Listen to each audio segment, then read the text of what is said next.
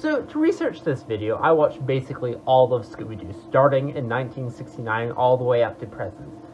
And of course, I rewatched Mystery Incorporated. And I always forget, that series ends with Scooby-Doo killing an eldritch abomination with a spear and rewriting time. And I feel like we, as a society, don't talk about that enough. Anyways, here's an hour-long analysis about Daphne Blake. Well, it was Christmas a few days ago, and I spent the holidays in my usual way, watching unnecessarily large amounts of Scooby-Doo. During my weekly rewatch of Scooby-Doo 2 Monsters Unleashed, I came across a strange scene. Who are you kidding? Don't think I don't know your game. What do you do for the gang? Really? Velma's the smart one. Fred's the leader. All you are is a pretty little face. Now, spoilers for this movie, but Heather is actually the masked Spectre, as well as Dr. Jonathan Jacobo, using his position as a reporter to turn the general public against the gang and psychologically attack them. But how he attacks Daphne is different from how he attacks the other specific members of Mystery Inc. With Fred, he uses his cockiness and his smugness against him by taking clips out of context. When asked for comment, Fred Jones, leader of Mystery Incorporated, had this to say. Little old Coolsville can solve its problems without us. All Fred Jones had to say was, I think Coolsville sucks. I didn't say that. and I guess little old Coolsville I did, will but have to. that's out of context. And with Shaggy and Scooby, he just shows them as they are, embarrassing them and causing their entire journey of wanting to improve over this movie to start. Norval, Shaggy, Rogers, and Scoobert Scooby-Doo are seen here causing untold damage to Coolsville's hottest new tourist attraction, which took a full 2 years to complete. Both times exposing a character flaw shown in the movie and leading to moments of self-reflection. But the criticism of Daphne just being a pretty face is such a shallow criticism of her that it's really only brought up one more time after this in the movie in a comedic scene and then is never really needed to be challenged again. She doesn't have a scene where she proves herself to the gang because she doesn't need one. Of course she's not just a pretty face. She's a trained warrior who has saved every member of the gang's life more than once already in this movie alone. So what is this scene? A flaw in an otherwise perfect movie? Of course not. Cinema peaked in 2004 with the release of this movie, and it's been on a steady decline in quality since. This is why Sarah Michelle Gellar and Freddie Prinze Jr. don't star in large blockbusters anymore. For where can you go after you've reached the top? No, I don't believe this scene to be a mistake. But rather, this scene is largely there for meta reasons. Yes, it makes sense in-universe, but in a practical sense, it is there to talk to the audience as a criticism of the earliest and most famous incarnation of Daphne from the original series. Scooby-Doo, Where Are You? Has cemented in the public mind how the character is seen, and from then on, every writer has had to decide how they will reinvent Daphne, with her public perception so thoroughly rooted in the dated, pretty face archetype she is in the original show. Run, Daphne, run! Don't worry, I'm running! And because of this challenging situation, Daphne has become one of the most retooled, reinvented, and interesting characters of all Scooby-Doo. But after all this time, has Daphne ever developed out of only being a pretty face? The Classic Era, 1969 to 1971. To properly understand how the writers tried to reinvent Daphne, one first must ascertain what she as a character was to begin with. And to do that, we must discuss, why is Scooby-Doo what it is?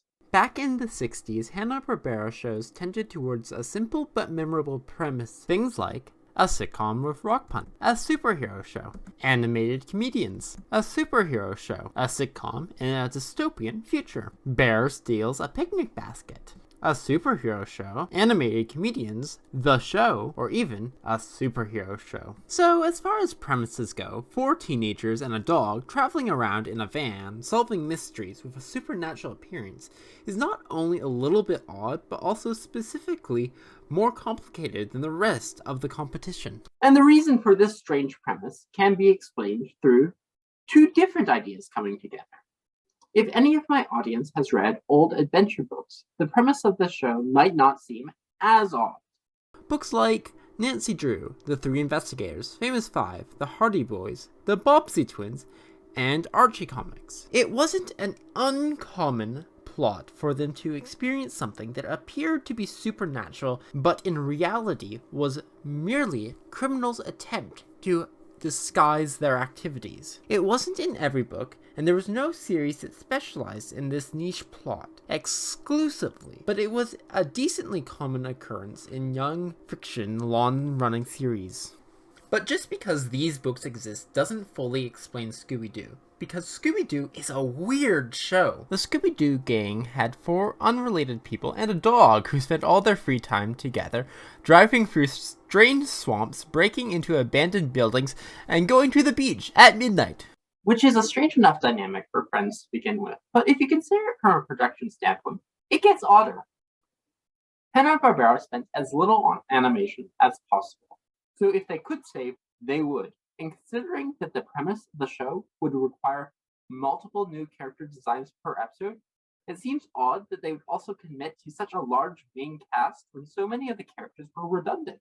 Really, you could cut the gang down to Scooby and Shaggy for the jokes, and Velma to do the actual mystery solving, which means 2 less people you need to animate each episode, and less series regulars you have to pay for. So why have Fred and Daphne? Remember a minute ago when I was listing a whole bunch of young adult books which helped to inspire Scooby-Doo, and the last one was Archie? Well, let's circle back to that. In 1968, 1 year before Scooby-Doo aired, Archie had a cartoon adaptation which was used to promote the real-world song Sugar Sugar.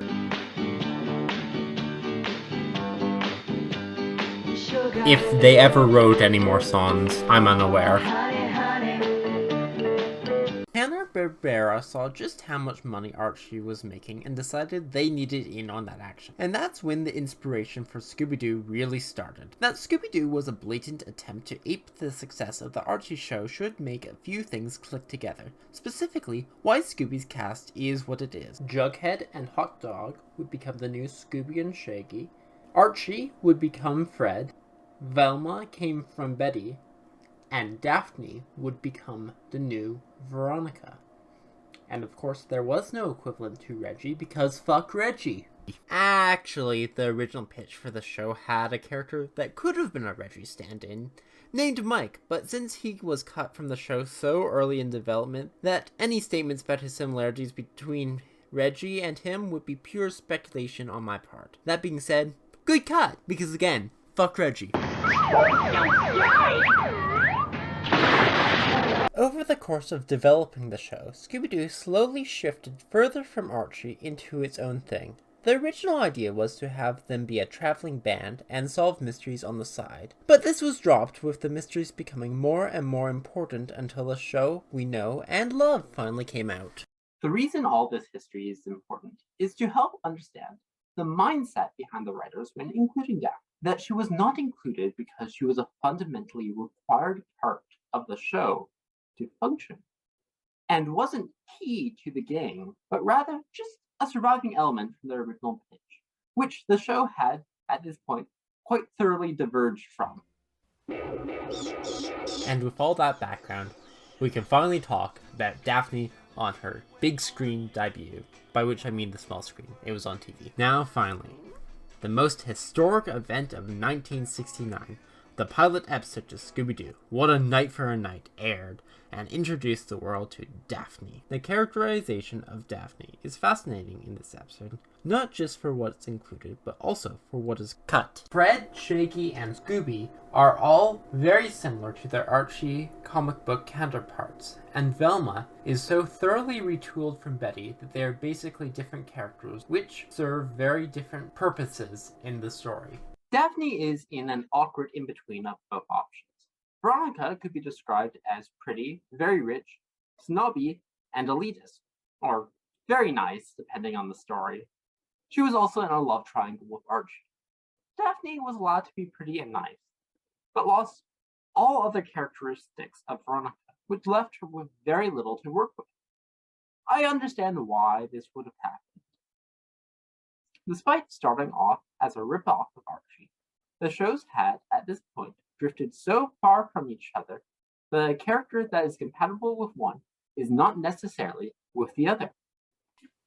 Archie's show, while having some adventures, was much more of an internal problem-driven show, by which I mean most of the plots are driven by the conflicting opinions and personalities of the group, whereas Scooby-Doo is a far more externally driven show.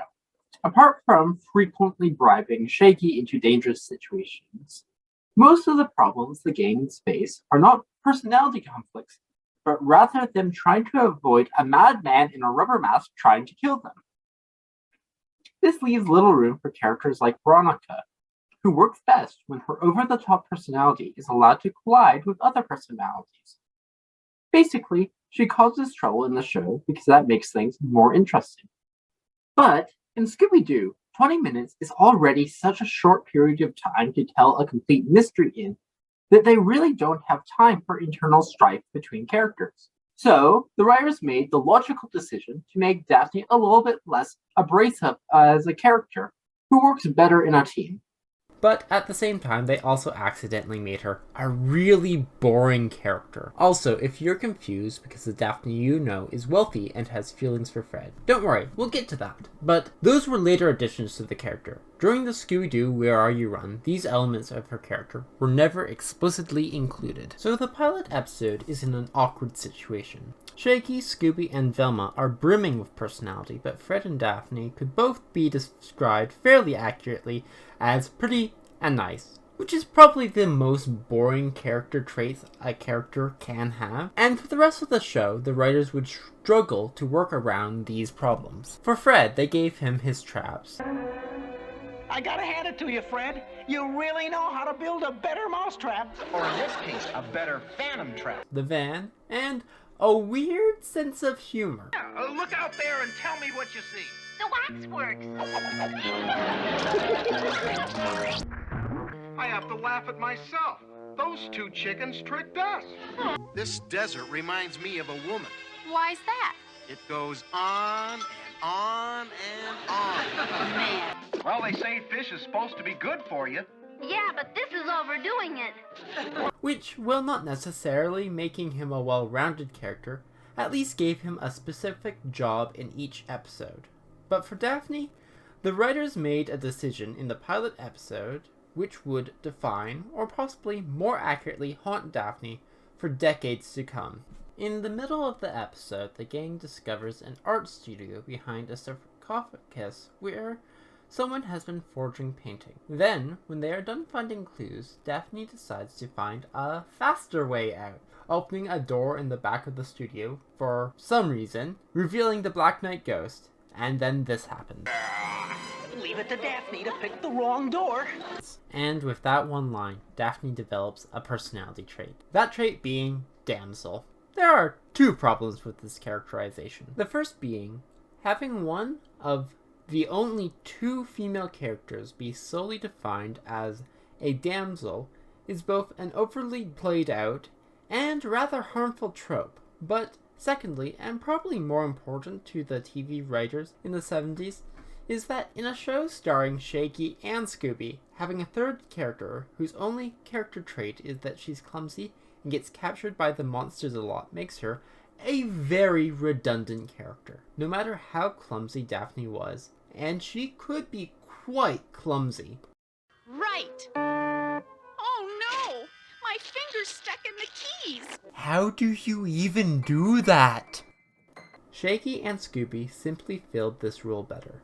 This became a real problem as the show went on, as Daphne only had one thing going for her, and they kept using it less and less as the show writers leaned into having Shaggy and Scooby dominate the show. And unfortunately, this weak characterization is the incarnation of Daphne most people are familiar with, which would lead to problems for the writers for decades to come. The throw crap at the wall era and see what sticks. 1972 to 1979.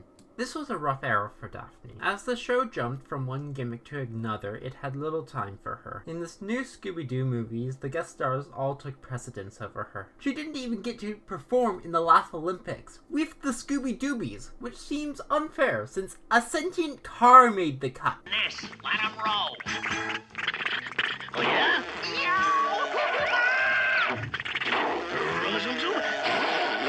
And by the time things got back to normal with the Scooby-Doo show, she was so thoroughly forgotten that the writers barely even bothered to get her into trouble most of the time. That role almost exclusively went to Shaggy and Scooby in this era. The only notable development to her characterization I know of in this era was in the smash hit Scooby-Doo and the Snowman Mystery, where her wealth is finally canonized. There's Daphne. She's the glamour girl. Hello. She's me too. She really is quite lovely. Red hair, and she's also very rich. Her daddy practically owns half the world.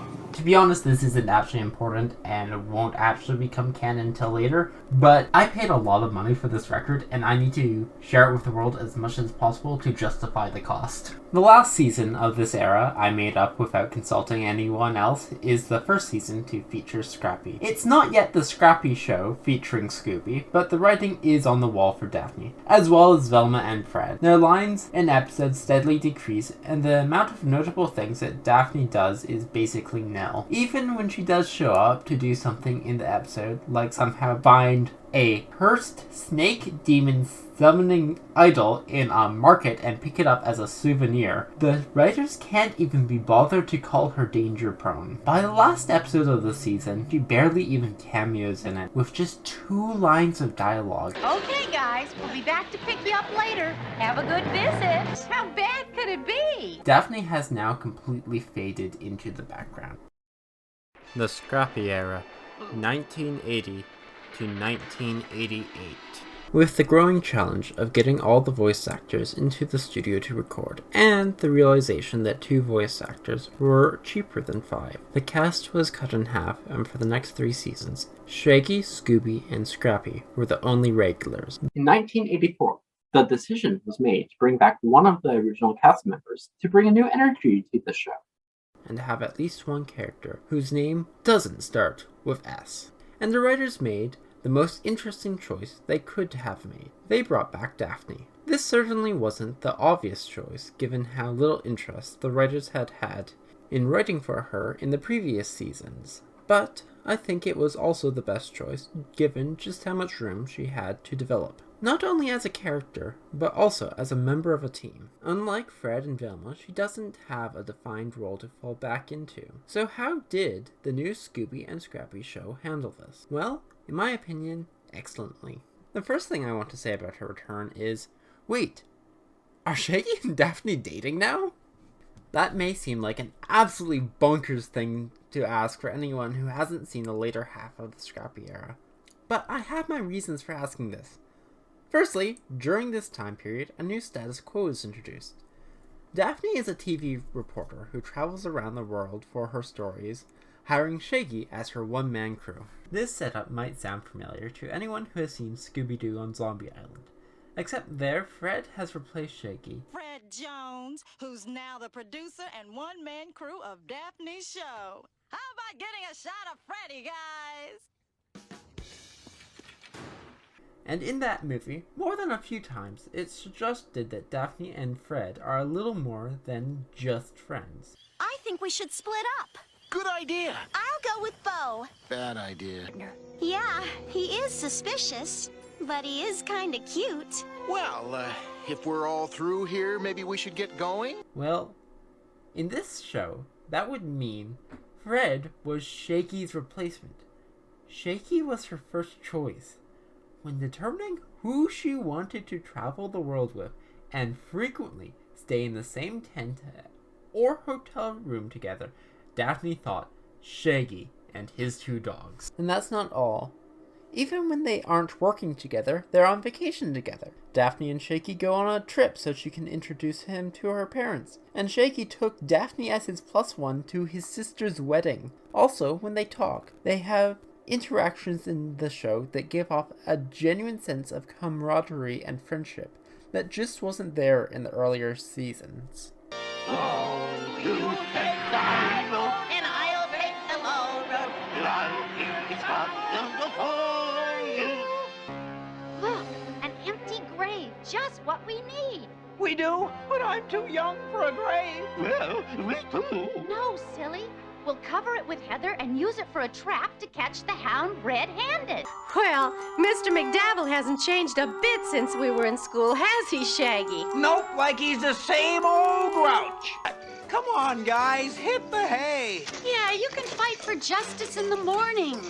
Gee, it sure is great to be back at good old Central High again, right, Shaggy? Like, yeah, and being at the school carnival is one time I don't mind staying after school. But you, the viewer, might reply, well, that doesn't prove they're in a relationship. Maybe they're just good friends. Plus, isn't it a little reductive and unfair to only be able to view a male-female friendship as romantic rather than platonic?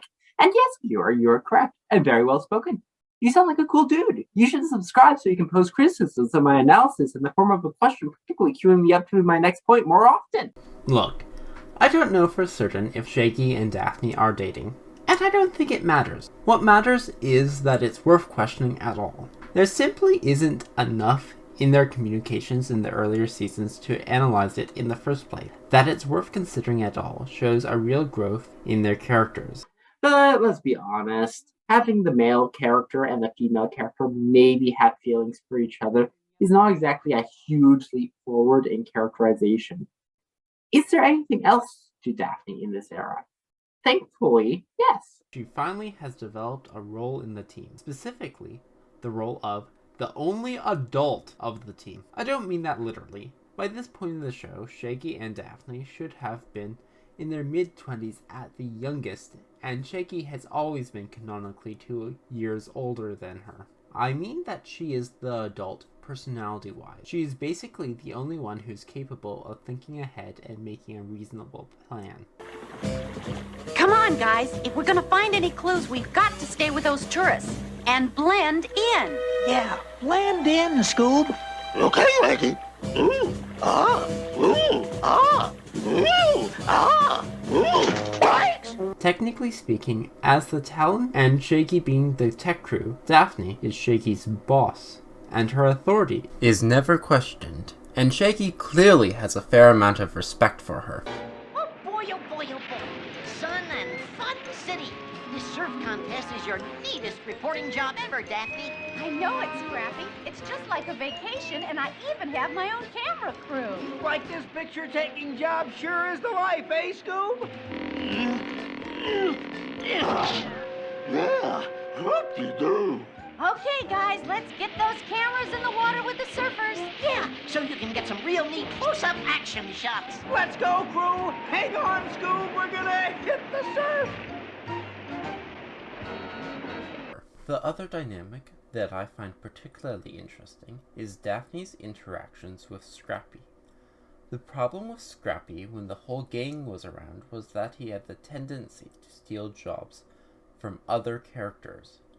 He would find clues for Velma, set traps for Fred, and get in trouble instead of Daphne. Don't move. I got it. Like, we'll be right back. I hope. Look! Scrappy! I'm not moving. I'm not moving.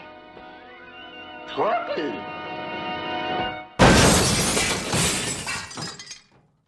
This, along with replacing them all in his second season, really made him monopolize the show's time. Puppy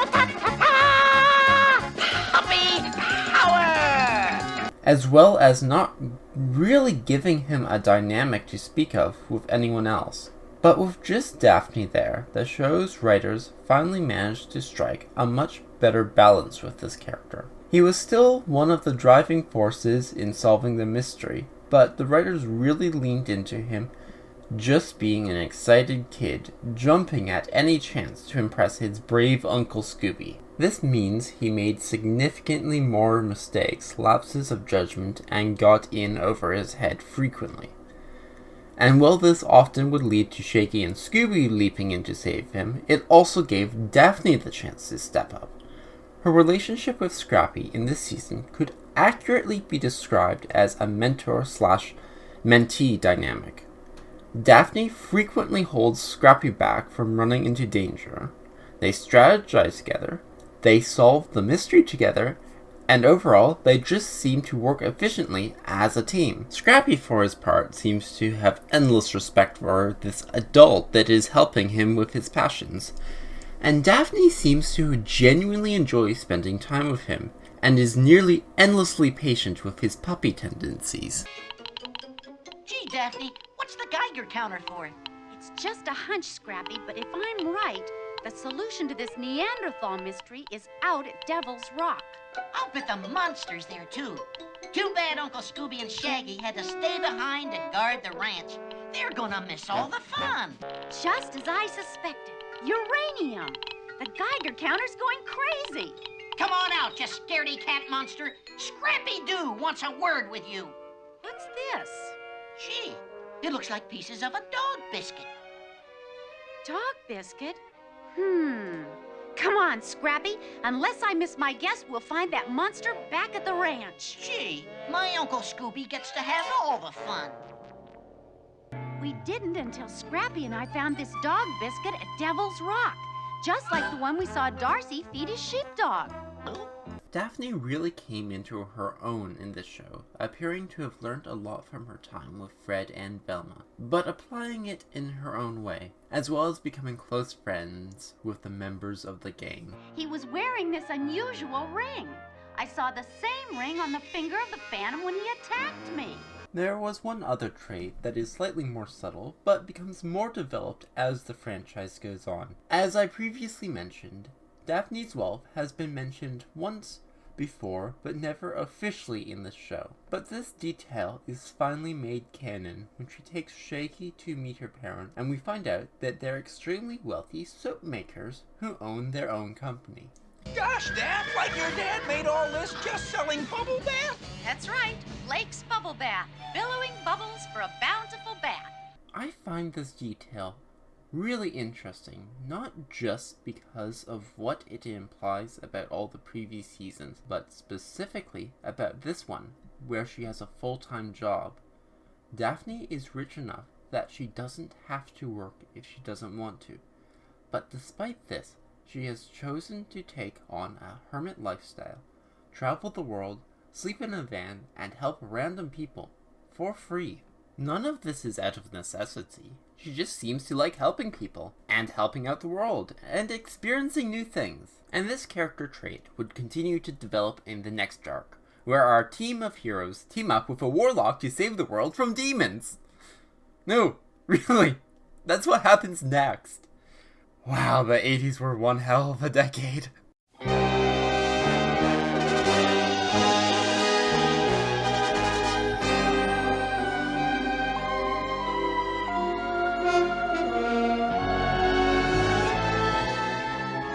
Once upon a midnight dreaming, I woke up to a ghostly screaming, so I gazed into the crystal ball to see what was new.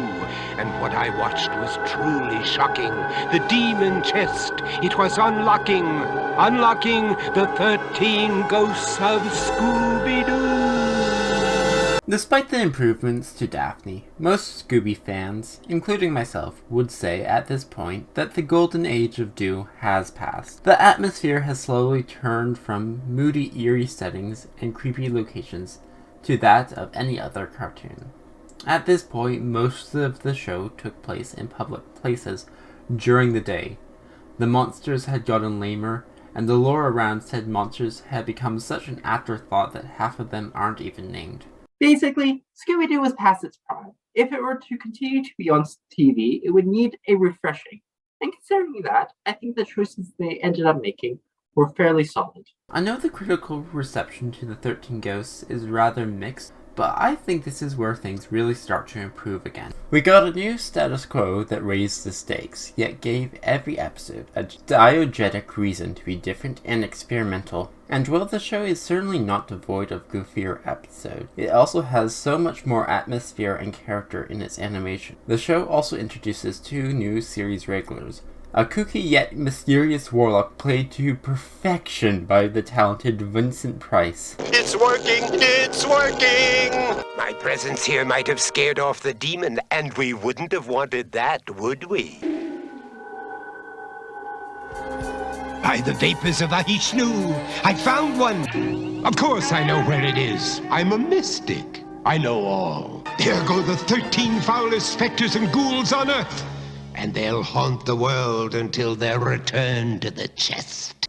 And Flim Flam, who is Jeff Winger if he were also a dated representation of a Hispanic boy. Howdy, folks. What can I do you for? But I'd be lying if I said that there weren't charming moments with him. Hello, Winrow. Hello, Ruby. Basically, I really think this entry holds up in retrospective. It's a serious improvement over some of the previous seasons. Had the show capitalized on its serialized nature, I think it would be held as one of the best Scooby-Doo shows ever made. If it were to be made in modern day, in the current climate of streaming and intense amounts of continuity, I really think it would have worked, and I would be interested to see something like that someday. But I've gotten off topic again. This video is about Daphne, not defending the underrated 13 Ghosts. But that does raise the question. Does the 13 Ghosts of Scooby-Doo use Daphne in an interesting way? Well, sort of. But let's take a minute to talk about her being present at all. Since 13 Ghosts had already scrapped so much of the original formula, they could have easily removed Daphne too. Unlike Shaggy and Scooby, she's not fundamental to the show. And of course, Scrappy couldn't have been removed because the executives wouldn't let the writers remove him. But now that they have Flim Flam and Vincent, the cast is already at 5. Having Daphne be present is a conscious decision made by the artist, and I think that's significant. Daphne is a very important member of the team. She's the de facto leader, regularly the driver, the most practically minded and competent in many ways, and while Vincent Van Ghoul might be most knowledgeable about the ghosts they're fighting, it is clear that Daphne is the one that keeps them motivated and moving forward each day. But to purely describe Daphne in utilitarian terms of what function she serves in the gang is to miss out on a really kind and compassionate Daphne. Daphne in this show is the most likely to comfort, to help, or to give advice. Everyone in the group clearly thinks the world of her. Just listen to how upset they are when they think they've lost her. She's under Maldor's spell. Daphne, wake up. Please, Daphne, you just gotta wake up. Too bad we couldn't save Daphne. That's legitimate heartbreak in Shaggy's voice. Daphne has gone from danger-prone Daphne, with nothing else to her, to one of the most important members of the team, who in the 80s became a well-respected and uncontested leader of an all-male team. If that's not a redemption arc, then I don't know what is. I think that in itself is an interesting journey. But Scooby-Doo does not end with the 13 Ghosts, so this video will not either.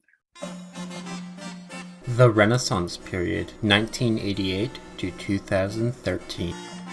So why do I separate the eras here if I think so highly of the previous run of episodes? Well, it's largely to do with behind-the-scenes reasons. Despite the near constant rebranding of the show, Scooby-Doo has almost constantly been in production between 1969 and 1985, releasing a new season almost yearly with a slowly evolving writer's room. But even with Scooby-Doo slowly evolving over the years, there was an unbroken through line between each distinctive season. But officially starting with a pup named Scooby-Doo and continuing on from then, the writing team has switched from a group of people who have a lot of experience making Scooby-Doo to people who have spent their childhoods watching Scooby-Doo. And from then on, Scooby-Doo will never again be written by someone unfamiliar with the legacy of Scooby-Doo. From now on, every new project would start with the premise of Scooby-Doo, Where Are You? instead of continuing to develop from whatever the most recent Scooby-Doo show was. This has led to some really fun and creative takes on the Scooby-Doo universe, trying to push the show as far as its premise and cliches will let it, but it has also led to every writer to work on Doo to have to grapple with the legacy of the most famous incarnation of Daphne Blake.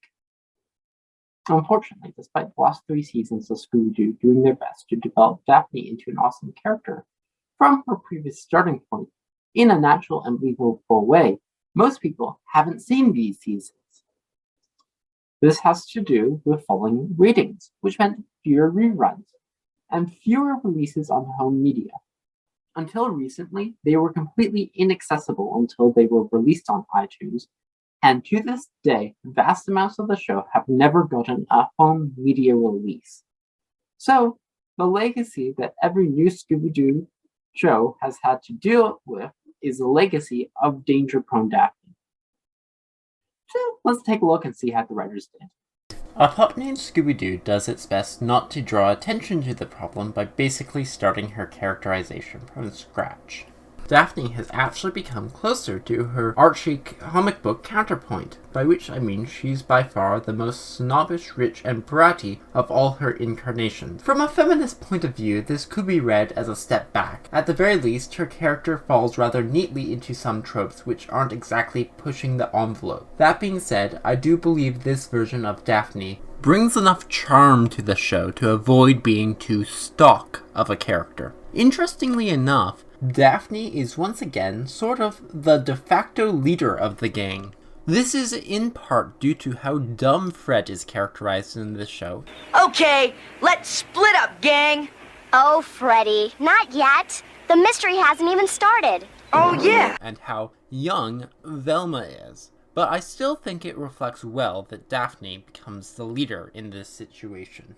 She may have over-the-top reactions to things like grime and dirt and such, and perhaps is a bit out of touch because of her wealth, but she still manages to show how much she values and loves her friends, while also being a voice of reason. Oh, please! How many times do I have to say it? There are no such things as ghosts. More often than not. This is not necessarily my favorite Daphne, but she's definitely a strong version of the character, full of personality and lots of fun to watch. Also, given a pup named Scooby-Doo's status as a prequel, I feel it works well to show a younger and less emotionally mature Daphne that you could still picture growing up into the cool version of her character from the latter half of the Scrappy era. You may have noticed that I've referred to this time in Scoob's life as the Renaissance. This has less to do with the improvement of quality, although it has, but rather because the new writers who are coming on en masse are beginning to play around with the tropes that have already been established.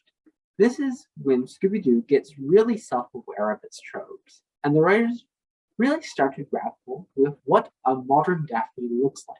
Also, side note, the further into this project I get, the more I realize the overall quality of the Daphne and the overall quality of that piece of Scooby-Doo media are completely unrelated values.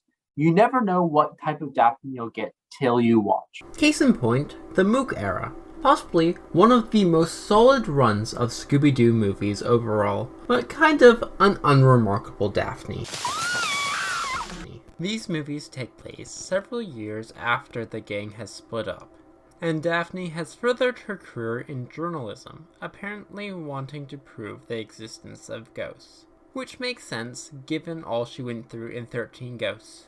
In these movies, Daphne is characterized as curious and adventurous, but also the heart of the gang. It is the celebration of her birthday that helps to reunite the gang, as they all wish to help her and start traveling together again. Also, Zombie Island is like the last time it is ever mentioned that Daphne is a very successful reporter with her own show named after her that she's apparently going into the 2nd season of.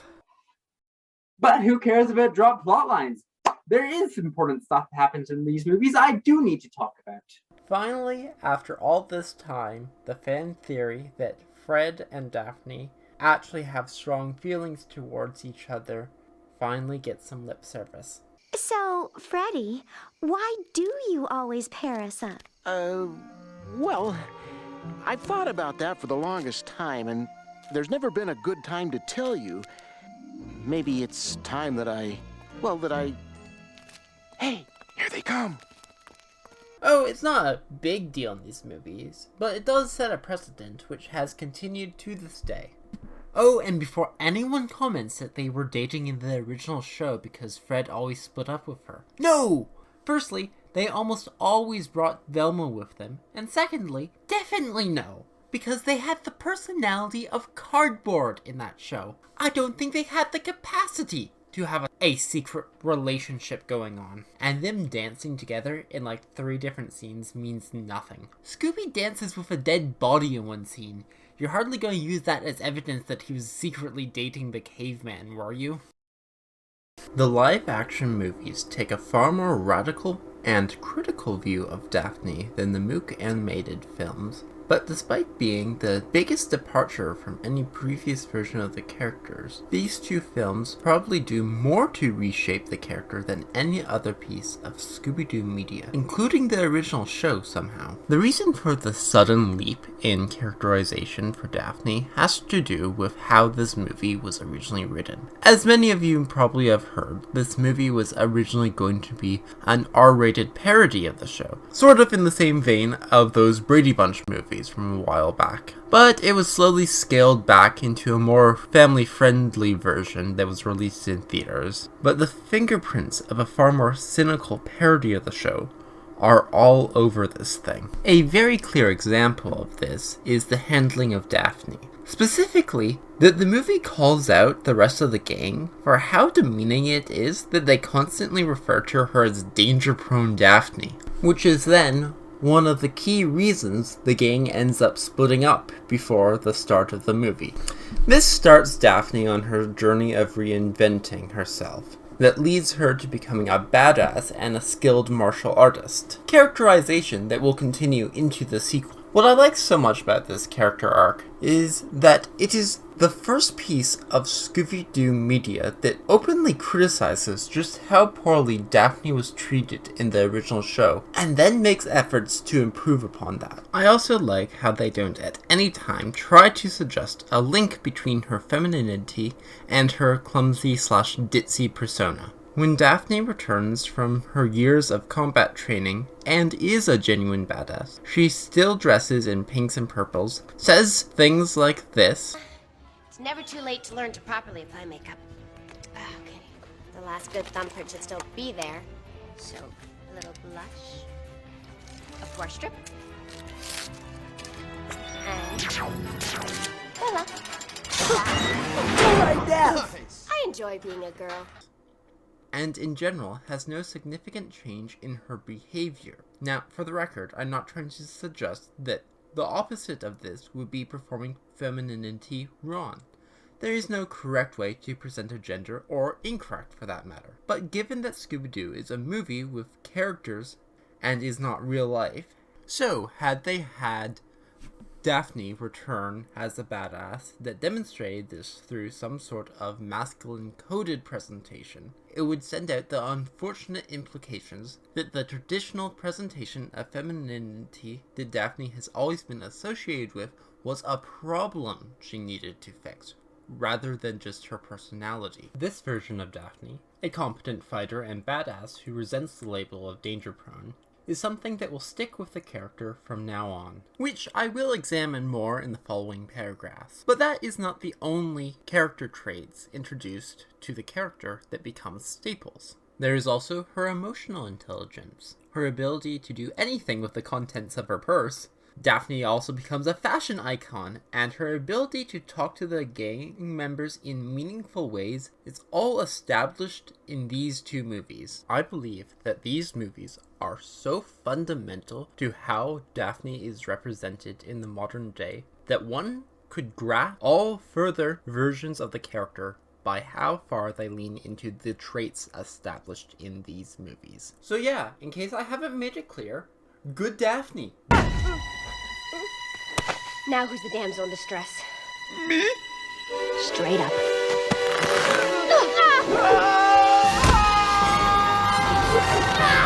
Well done, James Gunn and Sarah Michelle Gellar.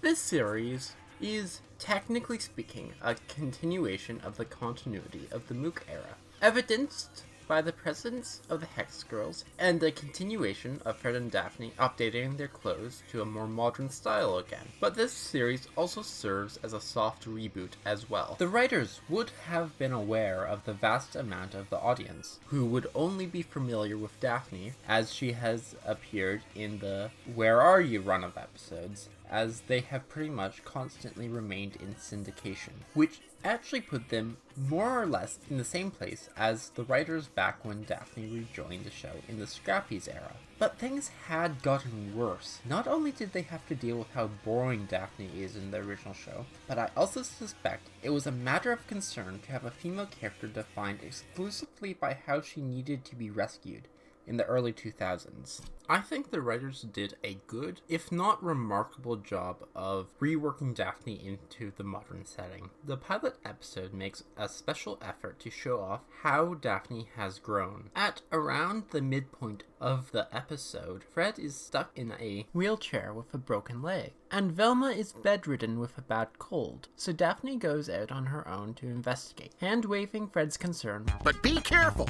Aw, Freddy, aren't I always?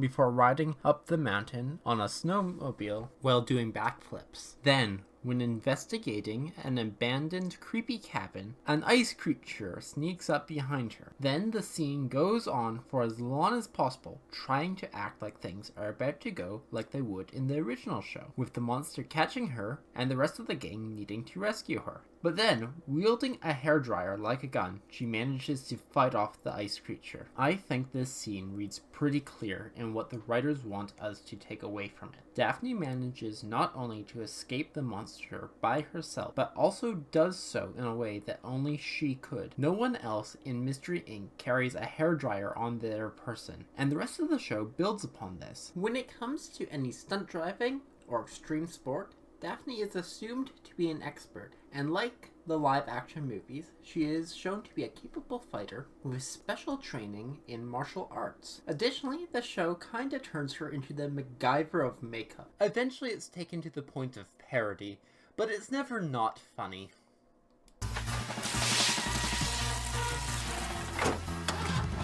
Voila!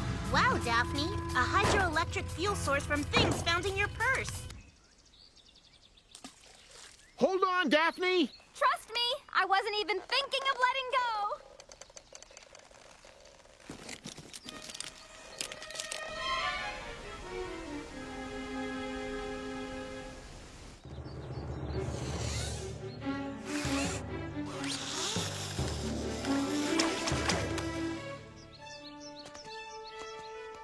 Hey, neat trick, Daphne. Dental floss. Don't leave home without it. I think this works quite well. Daphne is not necessarily the strongest part of this show, but she is a strong Daphne. Although the characterization is similar to that of Sarah Michelle Gellar's performance, it doesn't quite call attention to itself in the same way, which I think in this case is a good decision. Well, earlier I praised the brazenness of the characterization of Daphne actively criticizing the earlier show in the live-action movies. That was a very different situation. That Daphne was a badass fighter in these movies was made a big deal because they were specifically trying to continue the character adults remembered watching when they were kids, expressly calling out the problems in the original show and letting Daphne overcome the gang's lack of faith in her is a useful message for this movie. But when it comes to a Saturday morning cartoon, whose audience is kids only just meeting the character, as well as people already familiar with Daphne, they need to be less explicit so that people familiar with Daphne will recognize the character's growth, but people unfamiliar won't think the show is making a big deal out of Daphne being competent because that is a change for her character, but rather the show is making a big deal of her competency because she's a woman, which would be problematic because, as Knuckles says, anytime someone calls attention to the breaking of gender roles, it ultimately undermines the concept of gender equality by implying that this is an exception and not the status quo. Thank you. Knuckles of the Sonic the Hedgehog series, very well put. So yeah, overall, a very solid rendition of the character, but still room to grow. Okay, so full disclosure here. I had nearly 2,000 words talking about Daphne's journey in Mystery Incorporated. Talking about the highs and lows of her relationship with Fred, her conflicted feelings about the gang, and how she developed as a character throughout the show. It was long, it was thorough, and it was so thoroughly off topic that even I couldn't justify keeping it in. Maybe someday I'll release it as its own standalone video, but this thing has been going on for far too long as is, so I'm just going to summarize her presentation as a character instead of talking about all her individual storylines. So what is the presentation of Daphne in Mystery Incorporated? Well, I think the key word is teenager, which is actually quite interesting. I mean, I haven't really examined it in this video because I've kind of taken it at face value, but for most of the show, the cast has been fairly adult. Now, in the first couple of seasons, they're still in school, but as they travel the world, get jobs, and start to own their own houses, they have really acted like adults. And Mystery Incorporated is the first time the show has really framed them as teenagers, which makes sense since this show is a prequel of sorts. Despite some Easter eggs in the Monster Museum, it does appear that this show takes place right at the end of Scooby-Doo Where Are You? Back when they're still in high school and before they faced many of their monsters. And they definitely act as such. Daphne's relationship with Fred is framed as very immature, unlike in Witch's Ghost, where Daphne seems to know where she stands, and Fred is starting to recognize his feelings, and they're merely a conversation away from likely a healthy relationship. In contrast, this Daphne and Fred have a horribly dysfunctional relationship that could only happen through poor communication and the dramatic lens that being a teenager casts on everything. Being a teenager is definitely what makes this Daphne stand out from the rest. She's certainly not dumb or particularly danger prone in this show. In general, her problems are social, and in particular her complicated relationship with Fred, who is significantly less emotionally mature than her. I hate going home. Clueless. This show is full of melodrama, and this Daphne is appropriate in that setting. A well-rounded character, but not an adult. The modern era. Be Cool Scooby-Doo's Daphne is awesome. The best version of the character ever, and possibly the best addition to Scooby-Doo media since the Hex Girls. I'm being completely serious here, and I am completely shocked by this. I would not have predicted this when I saw the pilot episode. When I started the show, I thought she was going to be the worst part of it, by far. Basically, her new gimmick is that she is the wacky random humor character, which is normally the sort of character best enjoyed in very small bits, not a lead character. In the first episode, Daphne has gotten into making puppets, and has committed to the bit way too much. In later episodes, she will do things like wear a beard for the whole episode, communicate only through mime, and wear a ridiculously big mascot suit while trying to solve a mystery. She picks up a new hobby every episode and proceeds to be almost as useless to the investigation as Shaggy and Scooby. You seriously gonna do this the whole time with the vampire thing? Oh, come on, darken up, Fred. We're in New Orleans. It's a whole thing down here. At first, I sympathized with Fred, and I thought this poor characterization of her. But then I got a couple of episodes in, and I figured out what the show writers were doing with her character. The Be Cool Daphne doesn't really have any interest in mystery solving. It's not necessarily something she dislikes doing, but she's not there for the thrill of discovering who is behind the crime. She's there to hang out with her friends, who she loves a lot. So basically you wanted to run around with a bunch of weirdos in a fanciful vehicle and go on strange and interesting adventures? Yeah, pretty much. And the random hobbies each episode is really just building on the previous characterization I mentioned in the Scrappy era. Considering Daphne's huge wealth, something this show leans into a fair deal. We're here because Daphne's family funds this private space research company. If that corporation hadn't tried to buy it, we'd never have found out it belonged to my ancestors. So, like, your family forgot it owns a huge castle in Ireland? Oh, my family doesn't know it owns a lot of things. Just last week, Mother discovered we own the trademark on the phrase, "Stop staring at my nostrils!" Anything under a $50 bill and it ain't a real money bath, right? Okay, we had different childhoods. I'm sorry, Fred, you're right. I guess I'm not immune to the old Blake family tendency to, go completely mad with power while altering the very fabric of history from the shadows. It makes sense that she is constantly trying new things and trying to discover as much as possible. She simply has an unquenchable zest for life that causes her to want to try as many things as possible. This also explains her apathy towards mysteries. She helps because it's something her friends care about, but she doesn't really care herself, because there's nothing new about them to her.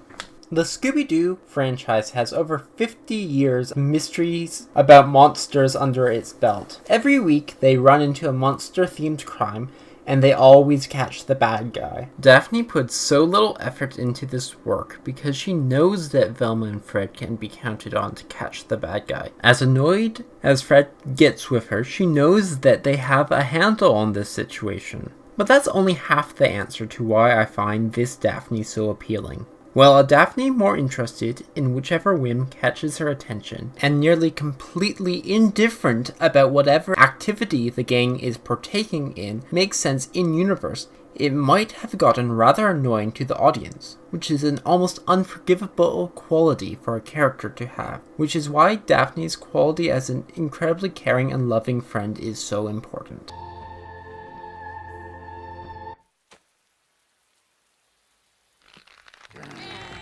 Basically, because this show is so rigidly structured, the all is lost moment will happen around the 16 to 17 minute mark into the episode, and the characters will all sit in a circle reflecting on how their character flaws are preventing them from solving the mystery. And during this part of the episode, Daphne usually drops the act of whatever bit she's committing to too hard this episode, and takes a few minutes to comfort her friends and give them real actual advice, which is usually quite useful. Ireland's a beautiful, magical place. But we got so caught up in the magic, we forgot there's no such thing as magic. I guess we've all been distracted today. Velma, you won't admit your allergies are causing you problems. Who's talking? Is someone there? And Shaggy and Scooby, well, you're always distracted from the mystery, so you're cool. Back at you, Tuss. And Fred, you were distracted by trying to impress Beth with your mystery-solving skills. But he wants me to work for him for the next 5 years. I'd have to leave the gang. I don't know, Velma. Maybe it's for the best. And I'm the one with the kooky dingbat reputation? Seriously, guys? You're gonna make me do this? Okay, first, Velma, you created that computer code to do good. I come from money, and let me tell you, you don't need $10 million. You're right, Daphne.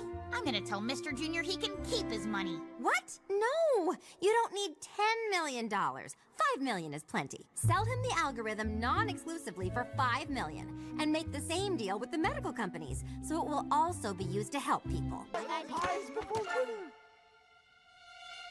Well, I'm Velma. I trust books more than I trust my friends. Like I'm Fred. I put my friends in danger for clues. I'm Shaggy. Wah! I'm hungry. Wah!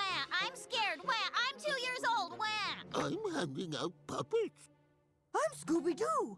I'm sweet and loyal and the best friend in the world. She shows a great deal of emotional intelligence and almost always understands the problems they're going through on a deeper level than even they do. And whenever the stakes are raised and the situation goes beyond what's possible for Fred and Velma to solve on their own, she will always rise to the challenge and take the situation seriously. And it's not just these moments, when everyone is feeling low, that she demonstrates her understanding of her friends and goes out of her way to protect them, emotionally speaking. In an episode where Scooby needs to go undercover at a dog show, she recognizes how cruel and demoralizing these sorts of contests can be, based off of her experience in beauty contests, and works to keep Scooby's morale high and is there to support him, which is something he really needs. Yeah, a at the expense of poor Scooby-Doo. Daphne, what exactly is your problem with all this? It's demeaning. I know. Mother made me enter these pageants when I was little. Well, then you be Scooby's handler. You can investigate backstage and make sure Scooby's dignity remains intact.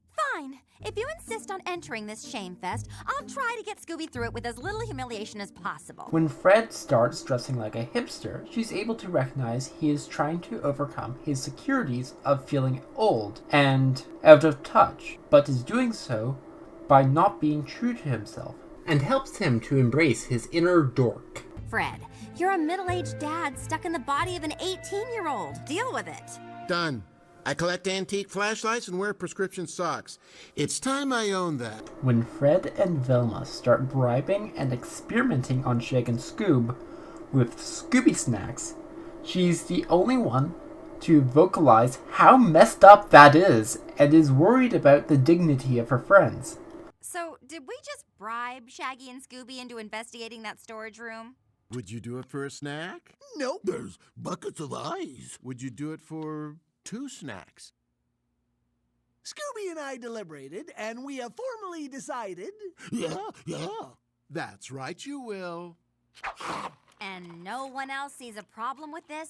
For 3 snacks, would you do it wearing wigs? I mean, this isn't even normal wrongness. This is a whole new level of wrongness that is beyond all previous wrongnesses. Basically, she is the most emotionally mature of the entire group and loves her friends so much. And the reason for the strange hobbies she picks up randomly is because she simply has a deep love for committing to a bit as well as experiencing new things. Fun! I love commitment to a bit. I am talking to you, the puppeteer. What puppeteer? Okay, that's not helpful. Oh, you want to talk to my good friend? Yes, please. Beaver! Yes! No! Howdy! I hear you want to talk to me. I have questions for you, the human man. You mean him? Ah! You know who can help you? Piero the puppeteer. I'll go get him. Hi, I'm Piero. Pleased to meet you. We've already met. It's an honor. You know, I have some puppet experience myself. And she trusts that her friends will be able to solve the mystery on their own without her. As far as I'm concerned, this is peak character writing for Daphne. It gives her a surprising amount of depth, and it simply makes her a joy to watch. Daphne written this way is a fantastic character that can improve the quality of other characters' stories just with her presence, as well as giving the writers free rein to say that she's talented at whatever they need her to be for the story. She's infectiously fun to watch, and I'm very happy that movies like Happy Halloween Scooby-Doo and Scoob and the Sword have continued to use this characterization. Conclusion. So yeah, anyone still here? If not, I get it. I did just spend an hour talking about Daphne Blake, and I still skipped over a whole lot. I barely scratched the surface of Mystery Incorporated, where she goes through many different arcs and grows as a character as it goes on. Then there's the Cartoon Network live-action movies. And then there's Guess Who, where we find out that Daphne's uncle is Alfred Pennyworth? What? Never mind. We just don't have time for that. Of course, there's Scoob, which I feel like I should have more to say about, since it's one of only 3 theatrical Scooby-Doo movies, and the only one of those to be animated, but I don't. I have nothing to say about this movie. So, instead of using this time to talk about Scoob, I will be instead talking about the top 3 times Scooby-Doo members have turned into werewolves. I don't know if that's a good thing that I can do that with Scooby-Doo characters, but it is a thing. Number 3.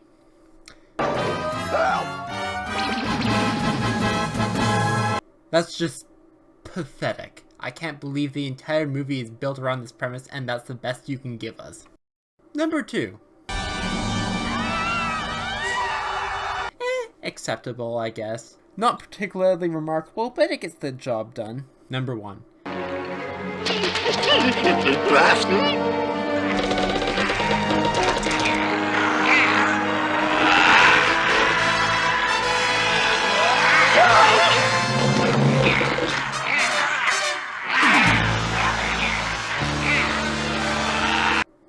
pretty good. I'm gonna give that one 8 out of 10. Good werewolf transformation. Back to the video now. And then there's the video games. Robot Chicken. An absolute boatload of crossovers. And so many goddamn direct-to-DVD movies. If I wished to have a complete retrospective about Daphne, in which I say everything there is to say about her in this video would be woefully incomplete. But that wasn't really my goal. If you recall, when I started this video essay about 50 years ago, I framed it around this scene from Monsters Unleashed, in which she's accused of just being a pretty face, and stated that this scene was a diegetic criticism of the writing of Daphne in the original show, and this was necessary to do given how much of the cultural memory of the character has haunted her since. Well, has she grown past all that? Is she more than just a pretty face? I would hope after all of this that the answer would be very obviously yes! She is frequently one of the most interesting members of the team, and the fact that I had so much to say about her development speaks volumes to how well she has continued to evolve. So I think the reason why this scene between Daphne and Heather strikes me as odd is because I'm looking at it from a modern lens. Back in 2004 when this scene was made, it was necessary to have a scene like this. It was worthy of asking if Daphne is more than a pretty face. But in modern day, thanks to Mystery Incorporated, Be Cool Scooby-Doo, and What's New Scooby-Doo, we don't need to ask if Daphne is more than a pretty face. We just know that she's awesome.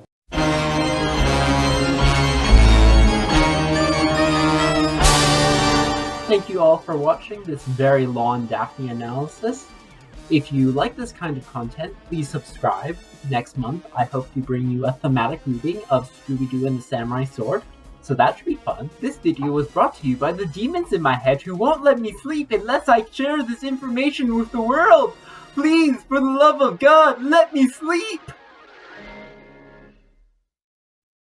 Hey, also, I didn't know where else to put this, but April O'Neil from the Teenage Mutant Ninja Turtles totally stole Daphne's look from the 13 Ghosts, and I don't know why anyone isn't talking about this.